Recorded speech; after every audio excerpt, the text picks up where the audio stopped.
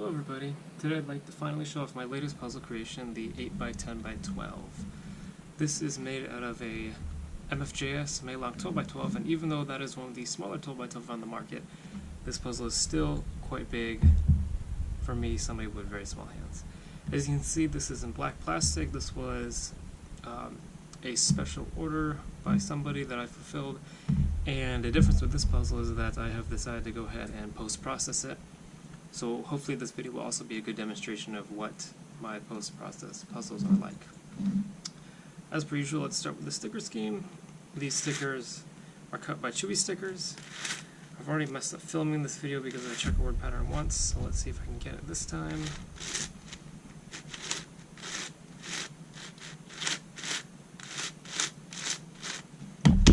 Can't talk, must focus.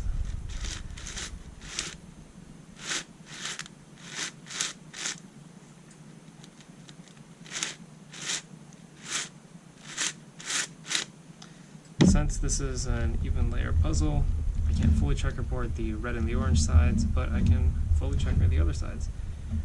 And as you can see, these stickers look great as per usual. As you probably heard from the turning,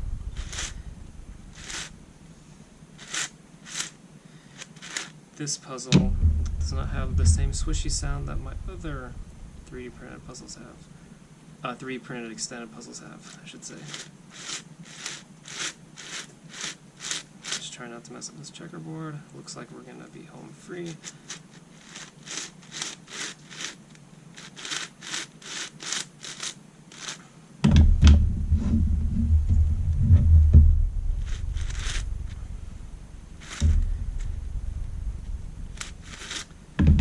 See, when the layers turn together, what I've done is I've smoothed down the inside of the edges and the corners, that way that when they rub against each other, the 3D printed layers do not rub against each other.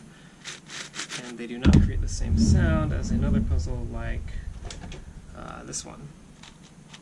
That was a bad example. That sound. Or in a puzzle like this. Scratchy sound. This puzzle, none of that.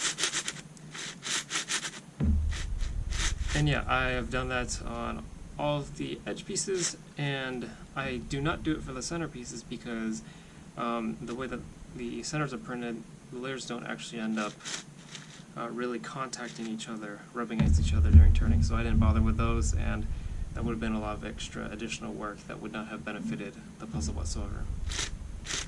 So this puzzle, because it's so big, I've actually set it tighter, that way it's a little bit easier to handle.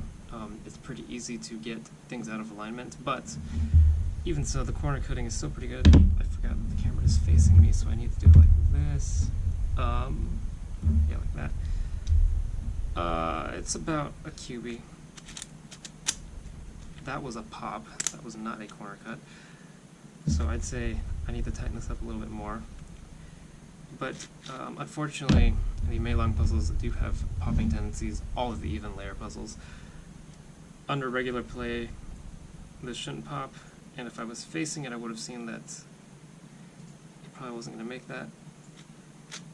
But it will cut about 1 cubie consistently across all the layers. Any further, and it will probably pop, in all honesty. Once again, if I do like, let's see here, sort of misalignment, it'll cut through that just fine. Same on both sides.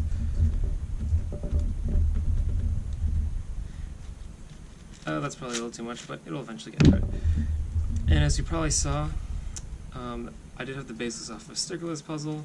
They do not make the Maylong in black plastic, and I don't want to spray paint the pieces because that will inhibit the turning quality significantly. It's a lot better this way. The parts all turn, and you can only see the inner stickerless puzzle mid-turn. It disappears as soon as you complete the turn, even when fully shapeshifted. So, since I said this puzzle is so big, I guess I'll go ahead and move it. Here is a standard 3x3. This is a MoU RS3 M, and as you can see, this puzzle is quite large. but still smaller than if I had used some of the other 12x12s that are available on the market. So, and then last thing, reverse corner cutting, there isn't really any of that. Nope, it's not going to cut that. Just a little bit. So now that I've shown off the turning quality a little bit, I am going to have to do what I normally do and scramble this. I can solve ultimate shapeshifters, but this is going to take a very long time. Actually, I'll give myself a head start. I'm going to checkerboard it first.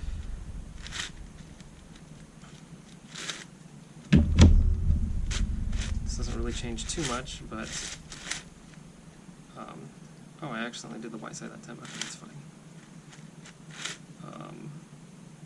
Well, my brain just decided not to work there. Let's go ahead and do this. And then we can go this way.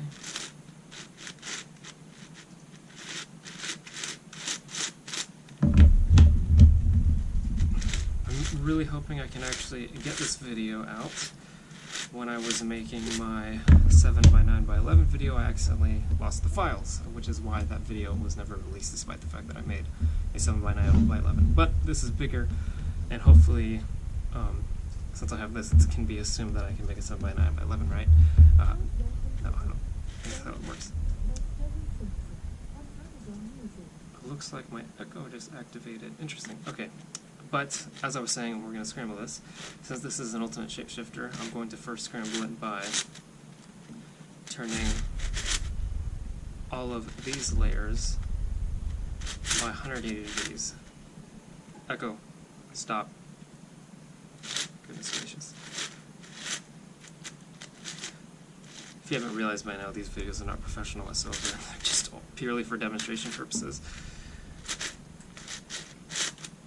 And I am just reeling at the thought of having to spend the night solving this because I do want to get this shipped out tomorrow. Tomorrow's a Saturday for me because university classes started, homework hasn't piled up yet, and I have a little bit of free time, which would be great to spend solving this monster of a puzzle. I'm not going to do a solve video on that one. It's going to be way too long, and I don't have the patience to comment what I'm doing every move. Okay, as far as I'm concerned, it's decently scrambled. I don't have a picture of this yet, and I'm not going to scramble it again, so I'm just going to go ahead and take that now. Yeah, I'm not going to scramble it again, just to get a picture. Okay, so now that said, that is sufficiently scrambled. What I can go ahead and do is start turning these layers by 90 degrees, but continuing to turn the other layers by 180 degrees. Sorry, out of frame. I'll try to keep it in frame. It's a little bit hard for me because this is such a big puzzle.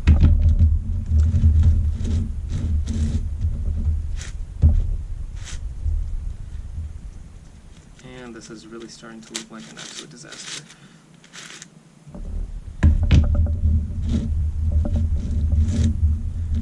It does turn well, but just because it's so massive, I say that and it locks up. Oh, that wasn't aligned. That was like a whole kiwi off. Just because of its massive size, it's hard for me to grasp. And personally, if I had one of these, I say that as if it's not in my possession right now, but since I am shipping it out, I will not have one of these tomorrow. I probably would not be too inclined to scramble it and solve it. And the only puzzles I actually keep personally are a 3x5x7, and a 4x4x8, and a 5x5x3. That's all I have with me right now. If I want to make more, I can. I just choose not to.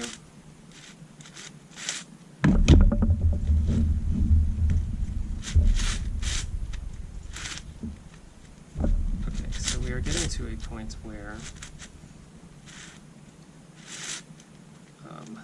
this side is, this part of the scramble is looking pretty good.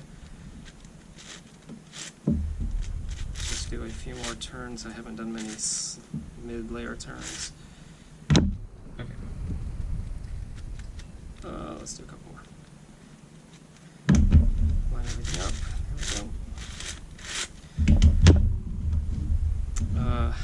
Again, I gotta get another picture. Sorry about this.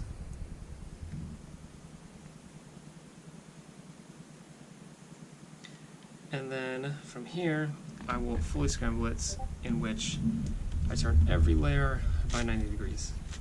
And this effectively becomes an 8x8. Because this entire block right here is bandaged together. All three of these layers are just bandaged. So this has become an effective 8x8. And at this point, I'm going to start being a little bit more careful to line things up. 3D printed extensions are super glued on very well. However, just because the pieces are so small, I do not want them to pop off.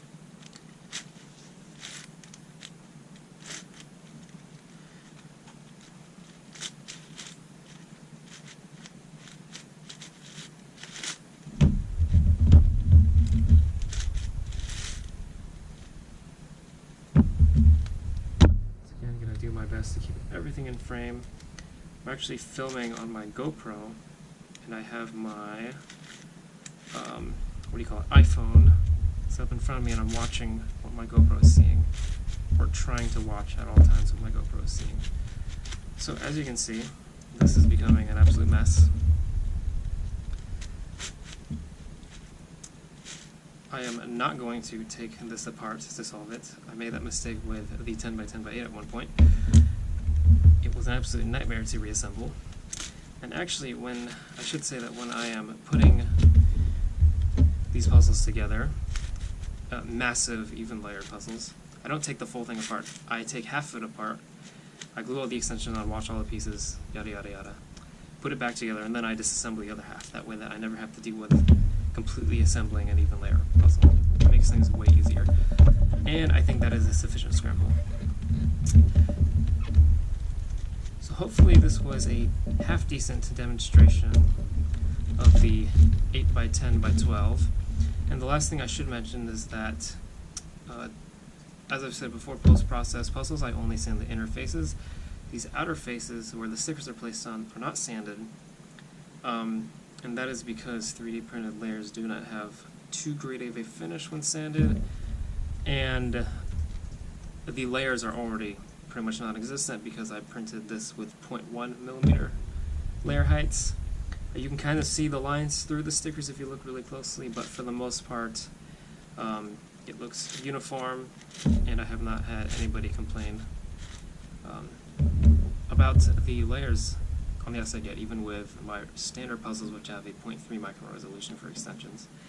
Anyways, I have a very long night solving this puzzle to go, and I hope to get this out tomorrow. I hope that you guys like this demonstration of the 8x10x12, and I will see you guys in the next video. Thank you so much for watching.